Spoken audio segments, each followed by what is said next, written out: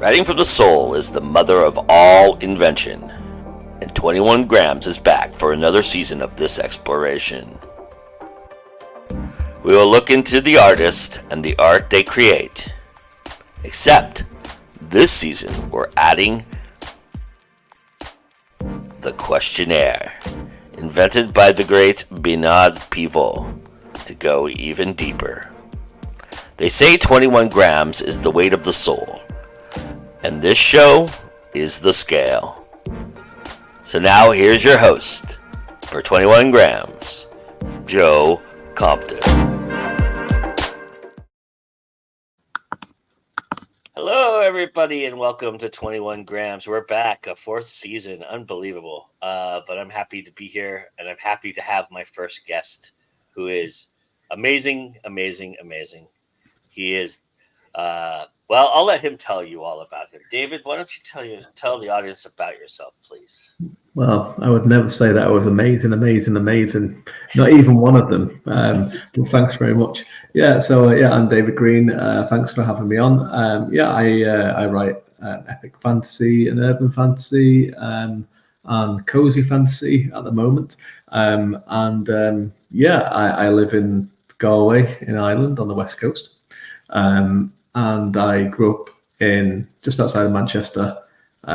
In the UK, near a place called Alderley Edge, which was famous from Alan Garner novels back in the day, which I was a big fan of when I was growing up, because it was amazing to actually kind of like read about places that I knew, and it had all this kind of magic around them and stuff like that. So yeah, I've always been into literature and fantasy in particular. And I also host a green room on this very YouTube channel. It's funny because any movie about my hometown is usually a stoner comedy.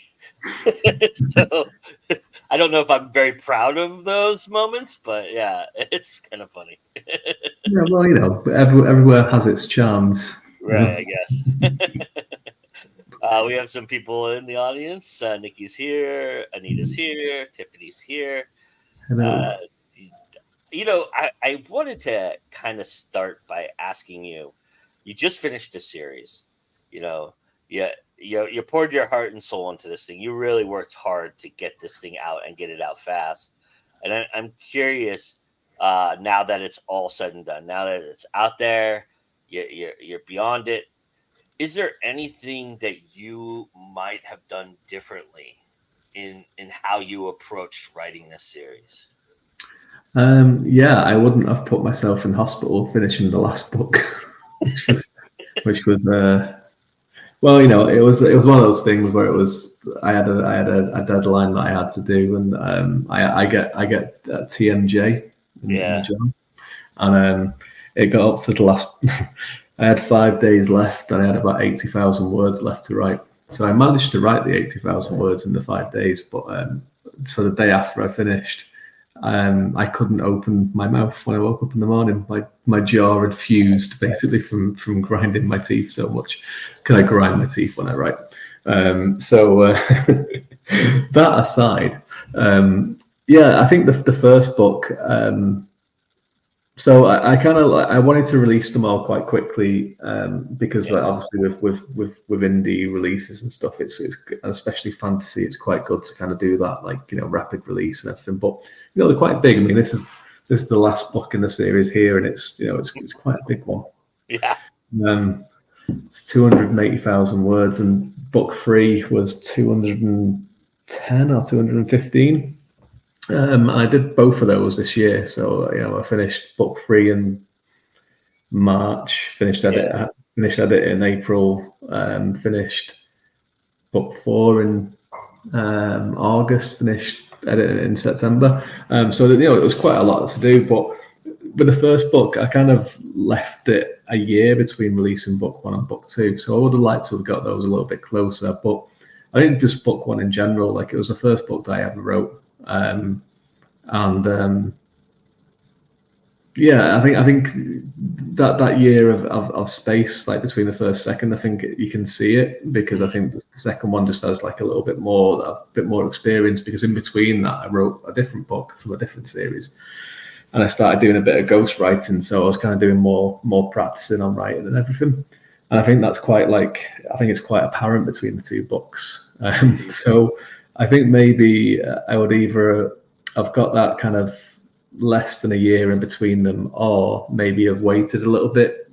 I'm just waiting until I had like a few other things under my belt before I kind of tackled fantasy. Because I think the book is fine. Like the first one, I think it's okay, and people seem to like it. But whenever I have to kind of read from it or I see something from it, I'm always like, I'd do that a little bit differently now. Like, I wouldn't change the story or anything, but just the way it's told and update a few things. And I'd like to spend a little bit more time and develop a few things in it, and add a few chapters. But I could do that one day. That's a great thing about like in the indie world in particular. Like I could do a Kickstarter, I suppose, and one of the stretch goals could be like I'd write some extra chapters for it, that kind of stuff. But yeah, that'd be it. I mean, but I suppose I think everyone's the same as well. They always kind of look at the first book and they think I'd do that very, very differently, or I'd do this differently.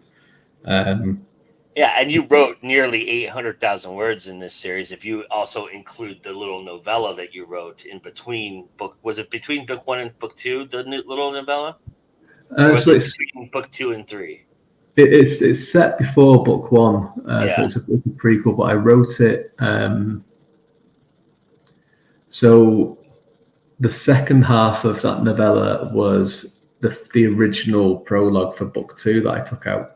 And then I moved it, and then it was going to be the first chapter, but I was like, I wanted it to open with a battle in the first chapter. So I was like, I don't know what to do with this. I'm just going to take it out. Great choice. One of the best battles I've ever read, by the way. Thanks. So I was kind of like, well, it wouldn't work then as a chapter 2. So I was like, I'm just going to take it out and just do something with it in the future. So I think it was when I went back to write the third book.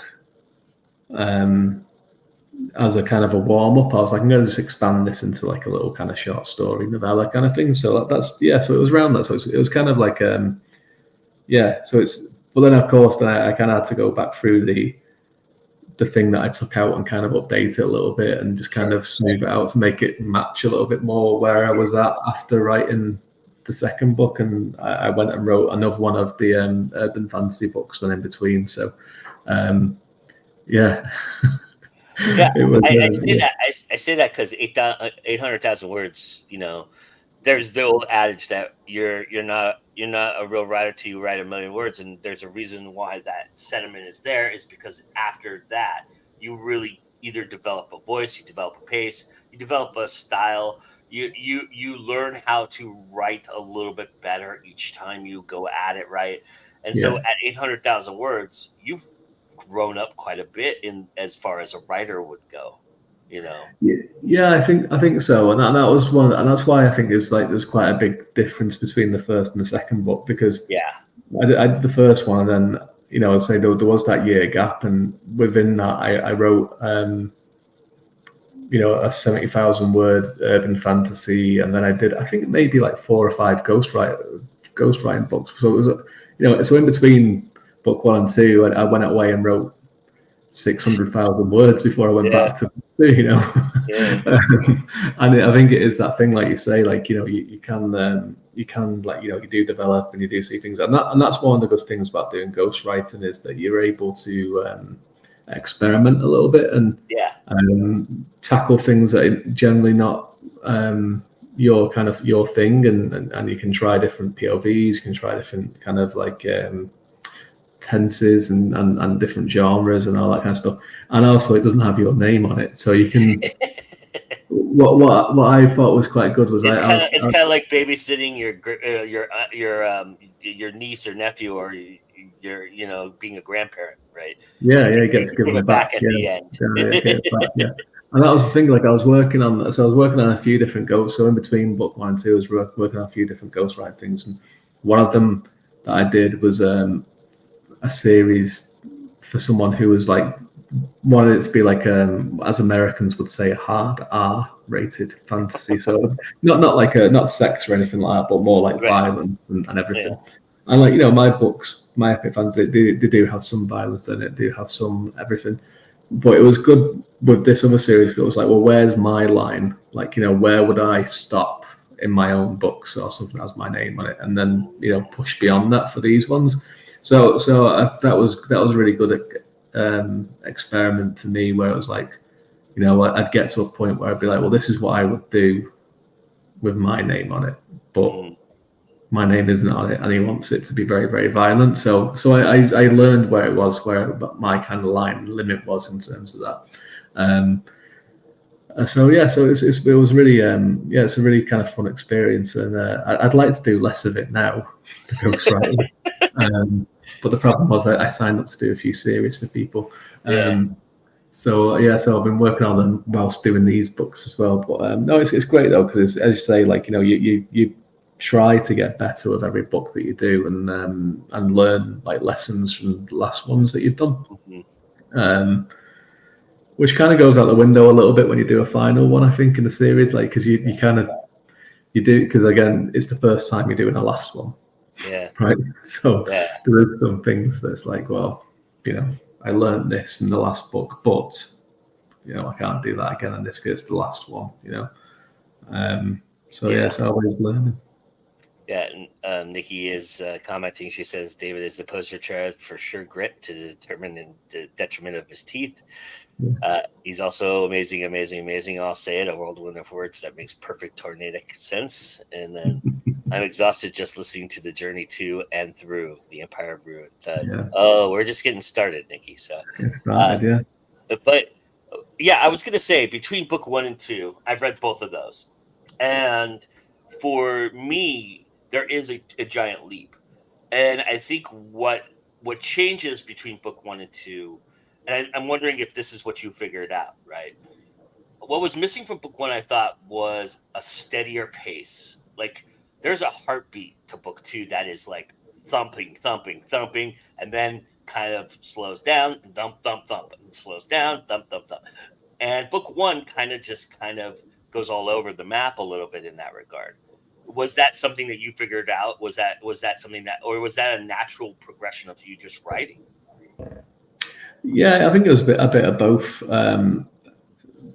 So I think with the second one, I just gave everything a little bit more room to kind of develop a little bit, because book 1 is quite a short book, especially for epic fantasy, and it's funny because like that's one of the reasons why quite a lot of people like it. It's like, well, it's an epic fantasy, but it's not 600 pages long. It's like, well, wait till the later books, they are 600 pages long. And don't get me wrong, I'm not saying that Solitude was a bad book. No, I agree with you. I agree with you. There is like that thing, and so it was that thing where I just kind of like allowed things to grow a little bit. But I think also the story that I was telling in book 1 kind of led to that kind of pacing that's with it, because like I was kind of telling this story of this kind of thing where it's like something is going to happen and it's building up to this event that everyone knows, and everyone has to get to this one place. So it kind of like, especially when I was writing it, I wasn't as experienced. I was kind of like, well, okay, well, I have to keep the momentum just going forwards always, because there's this event that's looming that they have to get to.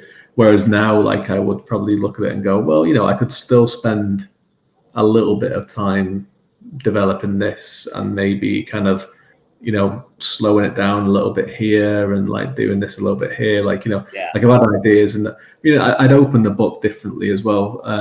The first chapter in particular, I'd open with Colleen on the front lines instead of where it opens now, and have like that kind of, you'll see like a battle through her eyes, and you'd see like the magic system at work, and you'd see this and this, and because when we first meet her, it's when she's just coming off the front lines, so I'd kind of start her story a little bit earlier, and I'd spend a little bit more time with Cade in Springhaven, where he's kind of like drumming up support to get people to, this little kind of, it's not really a coup, isn't really the right word, but it's kind of insurrection, I suppose. It's not really an insurrection, but you know what I mean. I spend a little bit more time doing that, a little bit more time with the intrigue and all that kind of stuff. Whereas I was a little bit less experienced, and I was kind of like, well, yeah, I just have to keep going and get to this point. So there's a few things, and you pick them up as you go and everything like that. And at the time, I thought it was going to be a trilogy as well, but like going back and kind of writing this other stuff, and then when I was writing the second book, I was kind of like, Yeah, I have to. 540,000 words is going to be hard to put into one book. Yeah, exactly. Yeah. I mean, the fourth one wasn't even supposed to exist, and it's like the biggest book in the series. But I think I got like midway through the second one, I think, and I was like, yeah, this isn't gonna. I can't finish this in one more book. It needs to be four. I could probably have done five actually. Yeah. And I was gonna say, you and I have had this conversation before, and you have mentioned that maybe novellas would be in the future, or streamlining a character from the series that is not prominently featured to drum up another series kind of idea. You're not opposed to that idea, which is what Nikki is looking for. I'm working on that. I'm working on it at the moment. That's what I'm working on now. That's what I'm working on now. And when we're saying novellas, they're still going to be about 100,000 words. But that's kind of small. That's a par for course for fantasy, though. That's part of the course. It's a short fantasy book. Yeah, I mean, and this is what I believe too. Path of War is the drumbeat of war. There is just a natural rhythm and progression to it that I think though, if you had started book one with a battle like that, it would have been hard to start book two that way too, right? So, I mean, maybe you wouldn't have had the novella you had in between, and you used that as the prologue and gone forward from that. But I did maybe, and that was maybe your intention, but it seems like it worked out the way it was supposed to work out. Yeah, I think maybe So, I mean, I'm quite pleased with Path of War.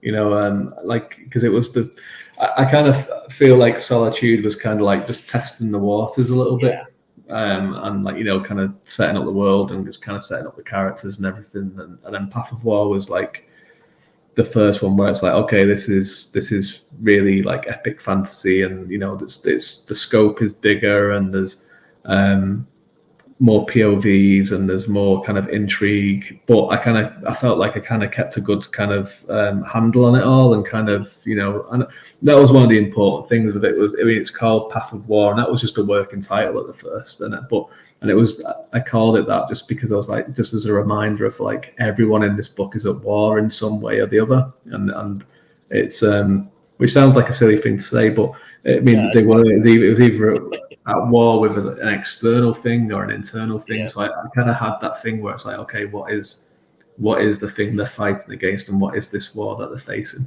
And as I was going through it, I was like, well, Path of War is just the perfect title for it, really. Like, So I was quite pleased with it, and then it kind of really. I was really more confident. I was a lot more confident going into book three off the back of book two than I was going into book two off the back of book one. Whereas it took me a little bit of a time just to kind of get my head into Path of War, really, where I was kind of going with it.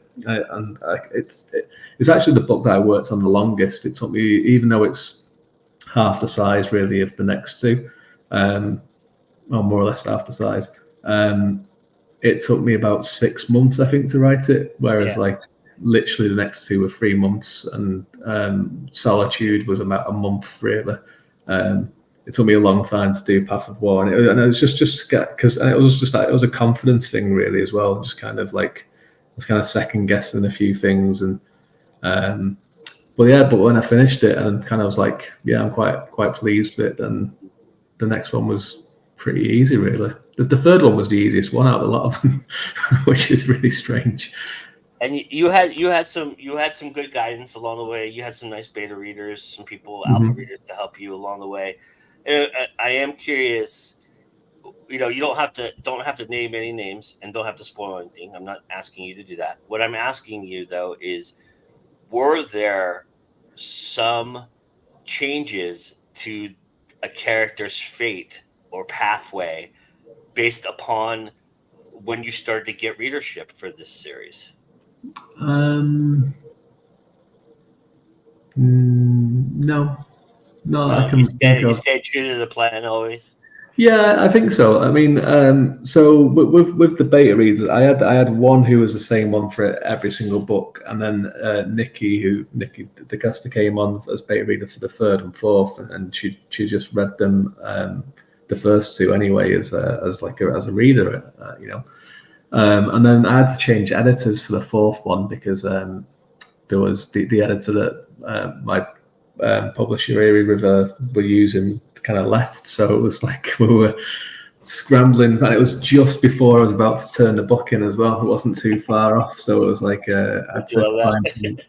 Yeah, it was very stressful, and just had to kind of find someone that had kind of read all the books basically already, because it was kind of like, they needed to have read the 3 books, because it's quite the fourth one is, it's big and epic, but it's also quite weird as well. It goes into a lot of weird places and a lot of kind of metaphysical kind of stuff and everything, and there's hints of it throughout the rest of the series. So I was kind of like, they need to have read the other books, but we found someone, and she's a great editor, so I was very, very lucky for that. But in terms of character fates, I can't think of anyone where I just completely changed my mind on what it was. So there's a character that kind of appears like they might die at the end of the second book, and my publisher when I sent them my synopsis, the outline of it, they thought that I meant that I was killing them, and then when they turn up in the third book, they were quite surprised because they thought I was killing that character off, but I wasn't. That was never the plan. Like they're always meant to continue on. So yeah, I can't really think of. There's a couple of times where people, like my beta readers especially, have said I would like more of this character, and Nexina, yeah. Nick is a big fan of shipping 2 characters in particular. There was a couple of times where some of the beta readers was like, especially the last book, they were like, I'd love more of this character, I'd love more of this, and I was like, look, it's already like so big, this book, like I can't do absolutely more and more and more of these people, but you try and fit it in where you can. But I just kind of took that as a thing where it's like, well, they really enjoy these characters, and that's great, but it is also time to say goodbye. But no, I think all of the characters were kind of set. So, and Nikki can actually confirm it, because when I was writing the third book, I sent her a list of what happens to every single character, just in case I died. So she could finish it. No, I'm serious. It was the reason I was going on a plane the next day, and I was like, look, just in case, this is what happens to all the characters. and it was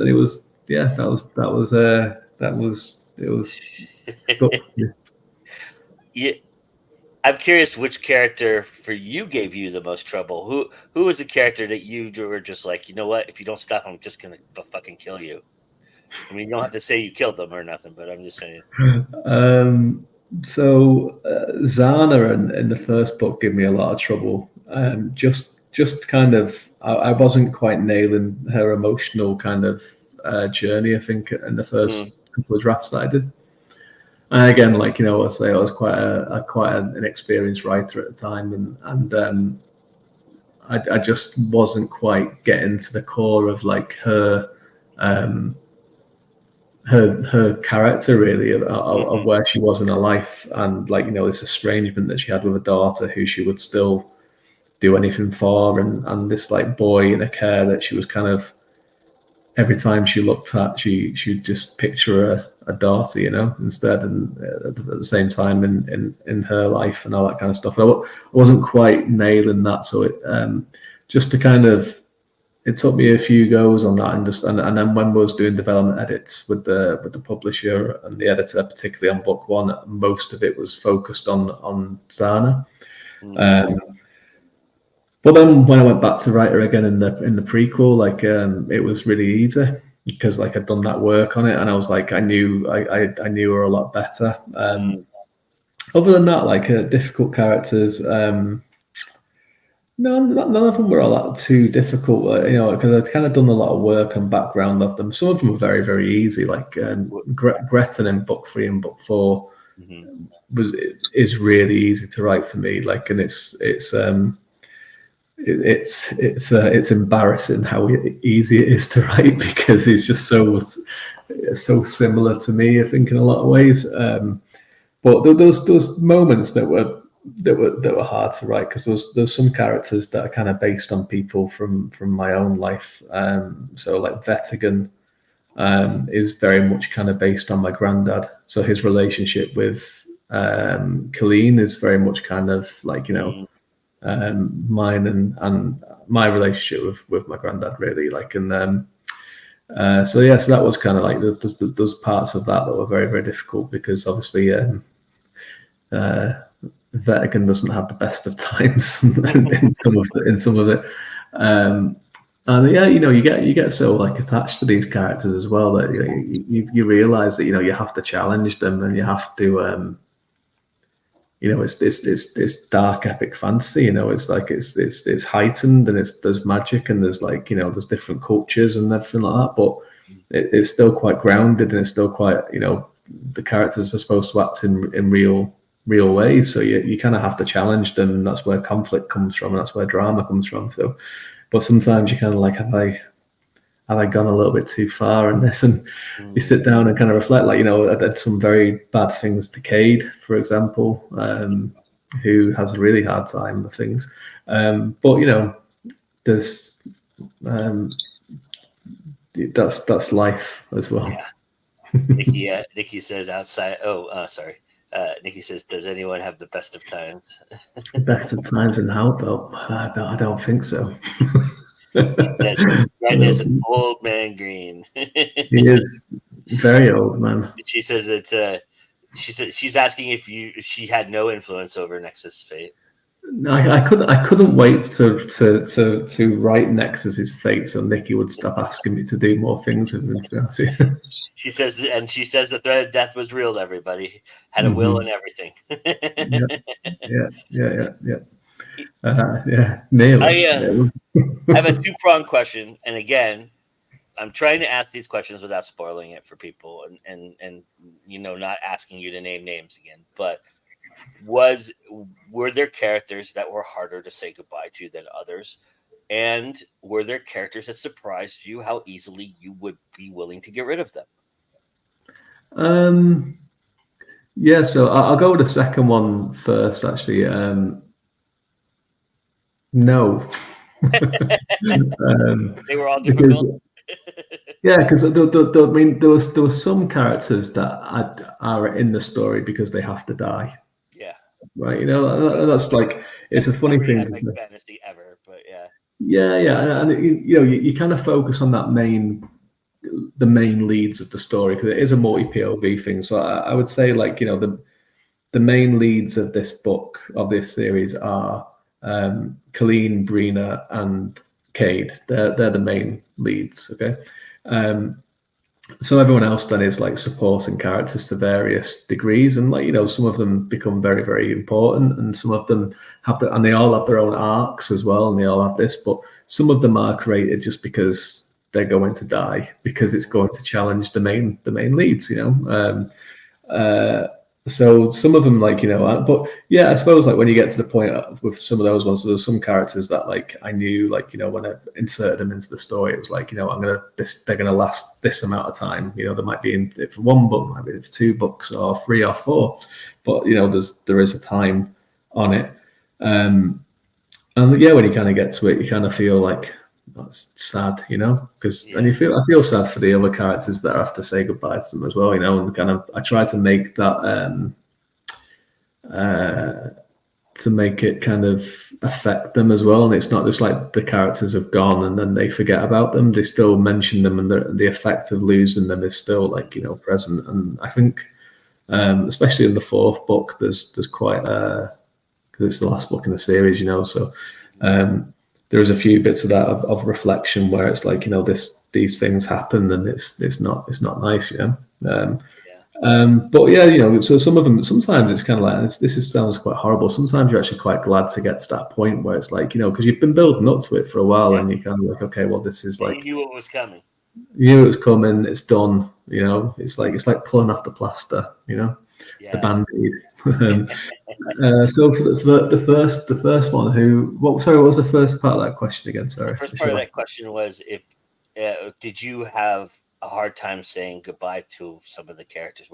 Oh yeah, yes, yeah, I did, yeah. I mean, there's a few throughout the series that that kind of meet the demise kind of early-ish on, and in Path of War particularly that there's that was quite it's quite tough because it just because Path of War in particular, it's kind of it's the lowest point in the series. There's still some stuff that there is still some low moments that happen to all the characters in book 3 and 4 and everything. But obviously it's called Path of War, and it has to be and so there's some very, very low points for a lot of the characters. That most of them are at the lowest point at some point during that book. So there's some things that kind of you feel bad for them. It's like, why am I doing this to these people? But yeah, so again, I think that's one of the reasons why the third book was so easy, because there is characters that come and go in the third book, but there's a really cathartic death in the third book that I think most people quite enjoy. And I enjoyed it as a writer as well. I was really, really happy, really glad to get to it, and been waiting to get to it for a while. But then I follow it up with a bit of a gut punch afterwards as well, just because you want to leave them, don't want to leave them not too much. But then the fourth book, then the fourth book, the final book is different because not only do not all the characters make it through the book, which you have to do that, just to kind of for the stakes and for the reality of it. But there's characters that that's the end of their story as well. So you're actually just saying goodbye to them. And there's a couple of characters. There's one character that's basically from whatever happens at the end of the conclusion of the book, this is the end of his life naturally, or their life naturally, and it's like, and the other characters see that as well, and it's kind of like they're all saying goodbye to this character as well, and the sacrifices that are made from other characters, and then just normal goodbyes. Like some of them do get very happy endings in the end of the series. Some of them get very bittersweet ones. And all endings are hard. Just say goodbye to them, and that's the thing. I could go. I am working on something in this world, but it's set in a different part, and it's set earlier as well. So it's kind of quite removed from what's going on. It's a different type of fantasy. But I could, and I do intend on going back and writing stuff after this series. But most of the characters won't be in it because of the passage of time, and that's it. So I was very aware towards the end of the book, and I wanted to kind of take the time at the end of the book just to kind of have this the surviving characters, just to have a little bit of time where they're kind of interacting with each other and saying goodbye to each other in some instances, and so that the readers can say goodbye to them as well. Nikki says, I love how David is able to deal with these really heavy topics while also infusing open humor into his characters in believable and endearing ways. And she says her favorite death in the series happens against the pavement of Sea's Keep, and that's all she's going to say. That's the cathartic one. Yeah, people enjoy that one. You have to give them a good death every so often, right? When everyone can get behind. I am curious for you. This is the first series you've completed. How are you going to be different in creating series from this point forward? Yeah, so the next one that I'm doing is going to be a series of standalones instead of an overarching story, which I think is Not to say that I won't go back and do like a series that has an overarching story again, because I will.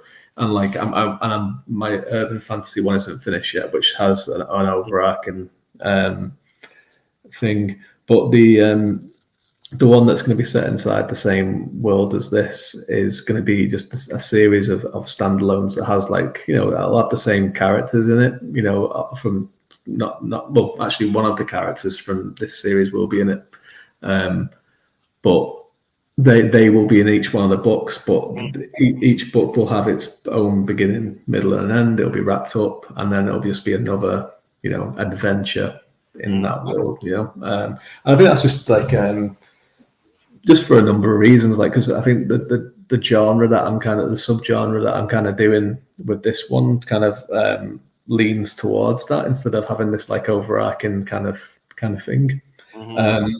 And also just to do it as a little bit of a break from keeping all the plates spinning. It's like I do plot and outline to an extent, so and I hit the main things. But I tell you what, when you get to like that, the end of that third book and the start of the fourth one, and if it's even longer, there's a lot of things that are going through your head where it's like, okay, well, I need to reference this, and I need to reference that, I need to call back to this, I need to wrap this up.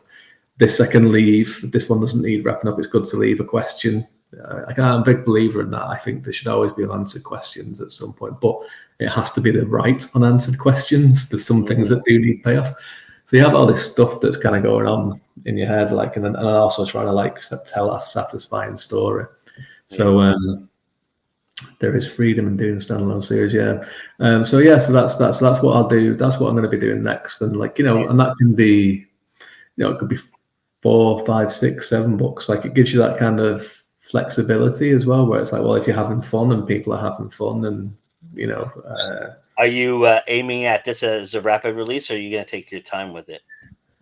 Yeah, I'm not really sure yet. I'm not really sure what direction I'm going to go with it in. So it's going to be, because it's a cozy fantasy adventure, and it's Gretton is the main character, who is in the third and fourth book in these series, because he's nearly 300 years old in these books. So this is like 200 years before. So he's quite young at 100. But he's autistic as well. So he's an autistic character, and so it's kind of the kind of subgenre and everything is kind of reflective of his personality. So it's like, because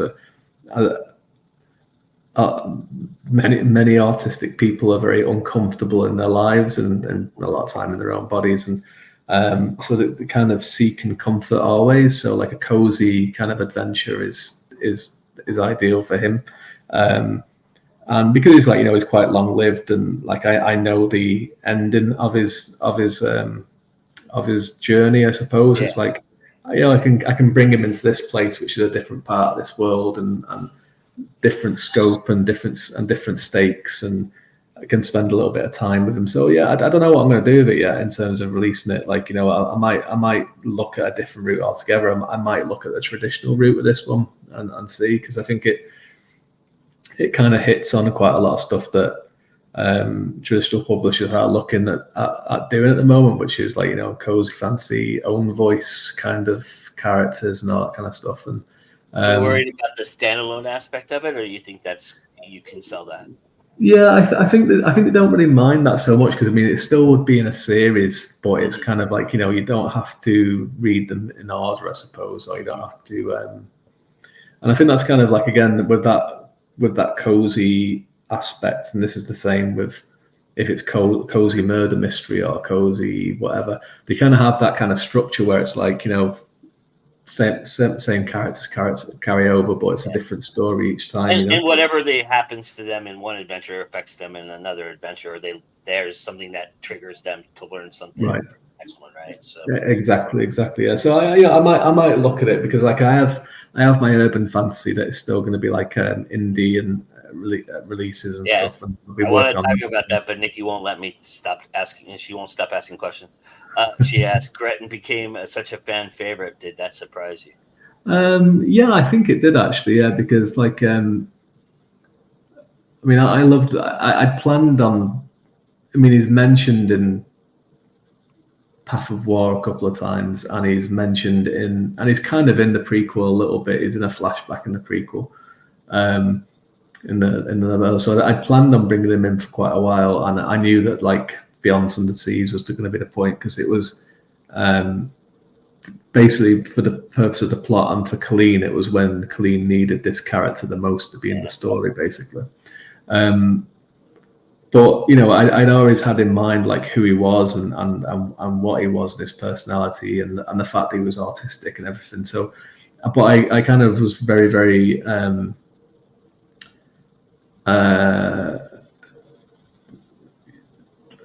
I was very, very kind of had to be kind of true to myself with it, in terms of trying to make as much of a realistic, in a fantasy world, but a realistic representation of an artistic person as I saw it, as I've lived it, and like as my son lives it.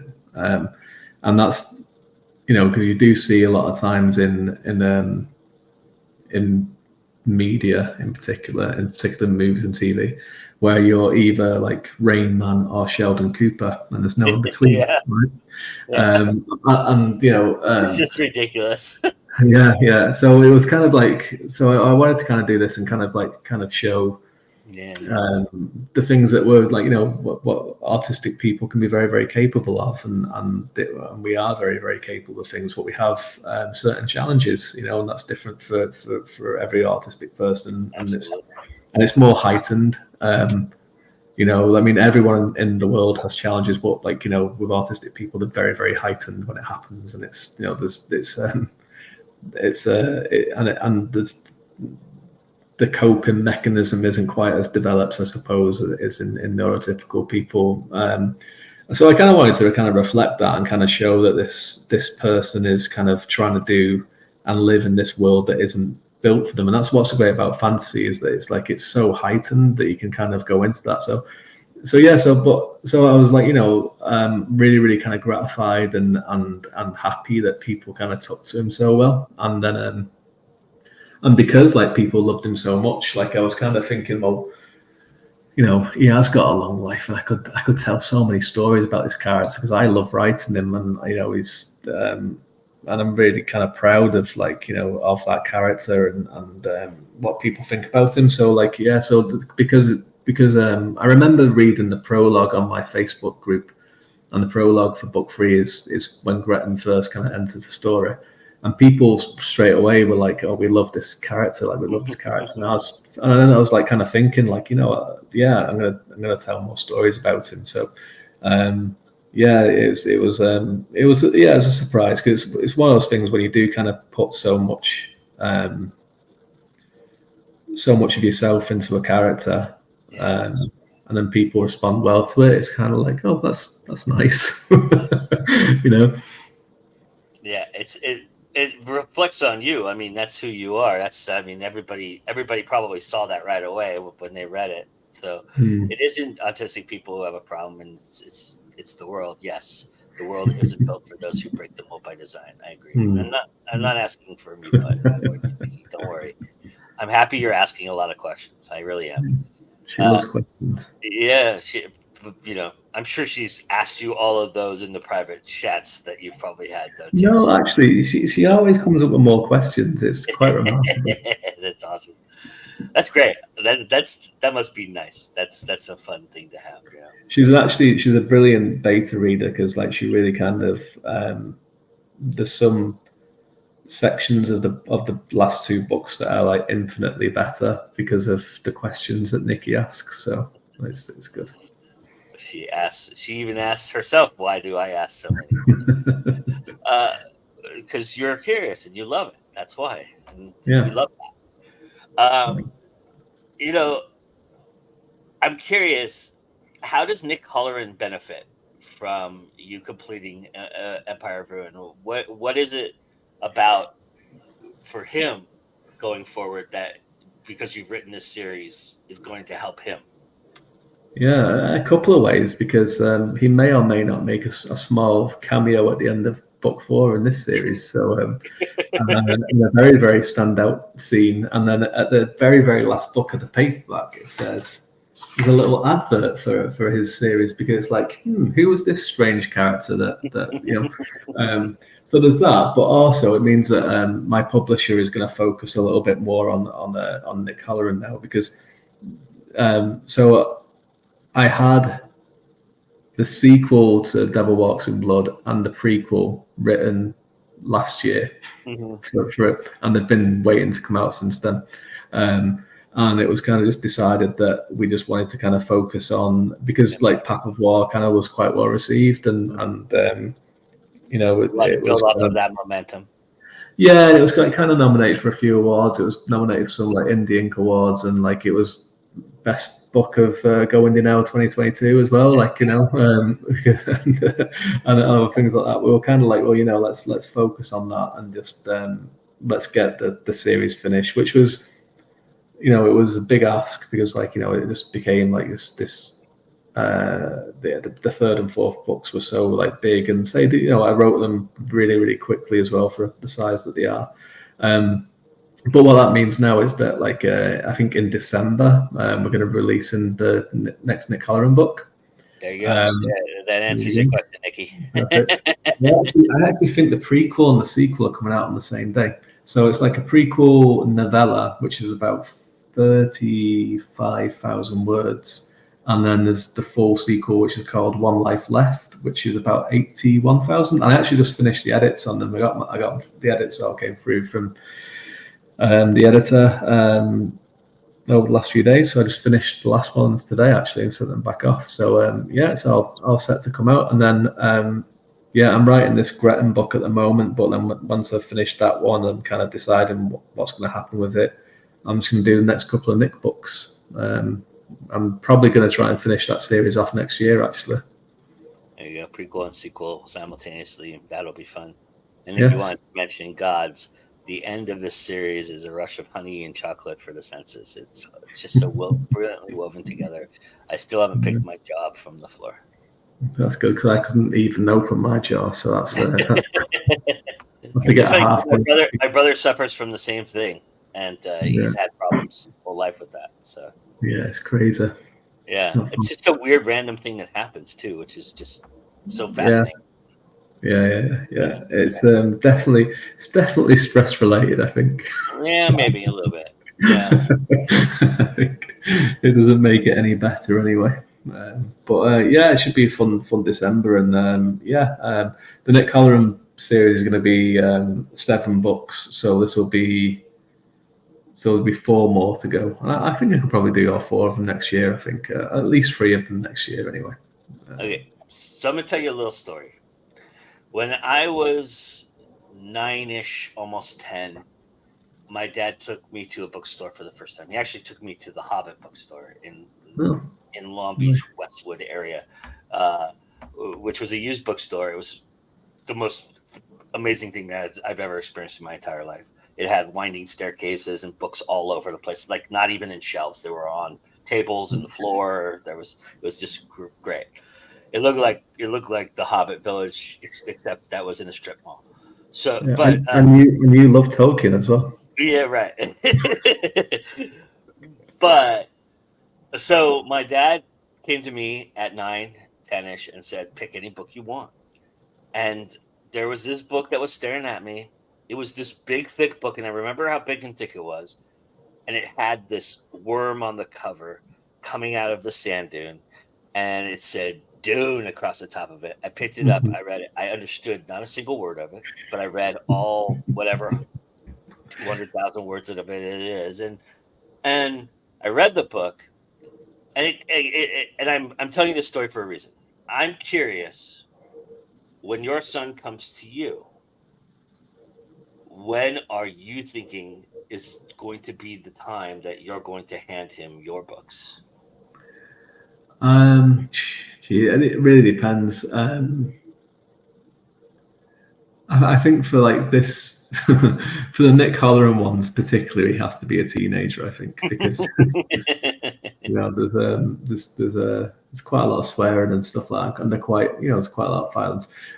I think the same with Will he this. understand that though? Because it's Americanized swearing, right? So Oh, you wouldn't believe like he knows more about America than he does Ireland. To be honest with you, like it's just it and doesn't surprise me. he's always like America is my favorite country and all this kind of stuff. And it's like he's never been there, but he loves it. But yeah, I think it would be the same with these books as well. Like I think anyone who I think they're designed for adults, but I think teenagers could read them. I think that's fine. I mean, they deal with some pretty hard subjects like genocide and drug and substance abuse but I think that the main thing, and this is the thing for a child that reads these, they really deal with the fact that your parents are not fallible or they're infallible even. You know what I mean? Yeah. And I think that's a really big thing for a child to kind of understand and to kind of get to grips with. And it's something that they do start to realize when they're teenagers. It's like, you know what, my parents are always right. And in fact, when you become a teenager, you think they're always wrong. Where, there's a certain lie that they tell you right from the moment you can understand words that you discover sometime. And I won't say what the lie is because I don't want any kid to start crying on here after watching it. But there's a certain lie that they tell you that you kind of discover around 11, 12. Yeah. The S word. Yeah. And you kind of realize at that point how full of shit sometimes they really are. Right? Yeah, exactly. Yeah, and it's a real change between childhood and teenagers. You go from like believing everything your parents say to believing nothing and thinking they're wrong about everything. Whereas like the truth is somewhere in between, right? And I do try and say this to my son quite a lot because he's very kind of he has a very, very well developed sense of right and wrong and about mistakes. He doesn't like making mistakes. So I try to say to him, like, I make mistakes all the time, and mistakes are an important part of life, And I try and have this conversation with him and try because it's true, But that's one of the big things in themes in this book, and it's kind of encapsulated by Colleen and Zana's relationship, where it goes wider towards like the parents of all these cultures that they've all made these mistakes and they continue to make these mistakes, and their children are trying to right those mistakes, and I think that's just a big concept for people, for children to grasp, and it's one just to kind of see that person that's supposed to be a protector and the person that guides you through life might make mistakes and might make a decision that you don't agree with. So these ones, I think he'd have to be a bit older. I think the Gretton book, when that comes out, like that I think, it's not a children's book, but it'll be something that like a child could read. Yeah. And like the parents could read to the child and I think that one that if we wanted to, I read in the first chapter actually for the first time. I've never read in many of my books before, but I read in the first chapter of that one a couple of days ago, and he told me he was very proud of me and he couldn't wait to read it. Oh, how cool. So that was nice. It depends really. It's kind of like one of those things that you see all these like these actors that are always in like 18 rated films, and they're like, well, I made the Disney movie just so my children could see me in one of my movies. I mean that was Eddie Murphy's whole thing about, right? Because he's like, I signed a contract with Disney to make a bunch of movies so that my kids could actually go and enjoy what I do. Right? Yeah. Definitely. It is one of those things, like and I think. Yeah, I'd love him to read them, and that's one of the reasons I started writing in the first place. Was when he's older, I'd like him to, even if he doesn't want to read them, just so he could like look at it and go, "Oh yeah, well my dad did something," he's achieved something and done something, and it's like as an artistic person, just to kind of say, look, this is what we can do these things, like, and we can do them as good as anyone else, like So hopefully, but like I don't know when he'll be reading June though. I don't know when. I think he says I thought the S word lie was one of the more delightful things my parents ever did. They brought a little bit of magic into the world. And how could that be a bad thing? Yeah, that's why we do it. There you go. That's why we do it. All right. So You're about to do something else epic, David Green. Okay. You're going to be the first to tackle the questionnaire, the questionnaire developed by Bernard Pivot, and then adopted by James Lipton for Inside the Actors Studio, and now adopted for GoIndieNow's 21 grams. Let's do it. David, what is your favorite word to write? Vertisimud. No, I can't even say it. No, actually, it's not. Sable. Sable is my favorite word to write. Nice. Yeah. What is your least favorite word to write? Was. I can relate. That hits me hard. What turns you on creatively, spiritually, or emotionally?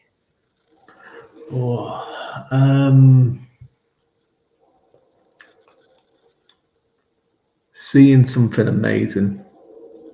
Something someone else has done that's just amazing, and just something that like I know that I could never do myself, and just trying to do it even half as well.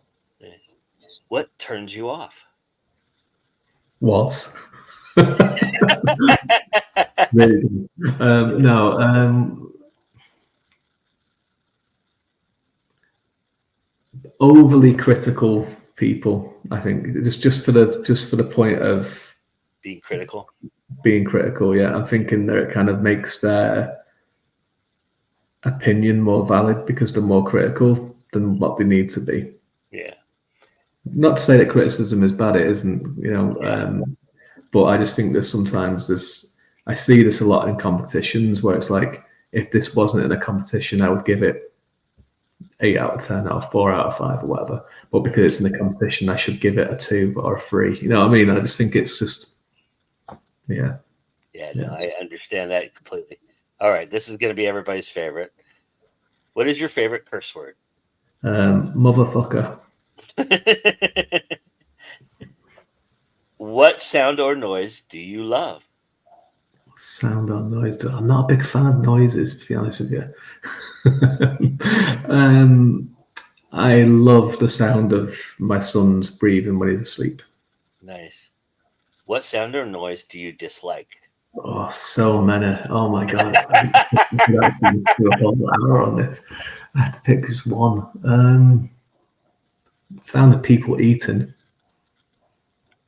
What character of you? Okay. Sure. I can understand that, especially if they eat with their mouth open or chew really loudly. Oh, yes. Yeah, I get that. What character of yours would have their face planted on their own money? Definitely Emperor Locke, for sure. Yeah, for certain, 100%. What other artistry would you love to try to do?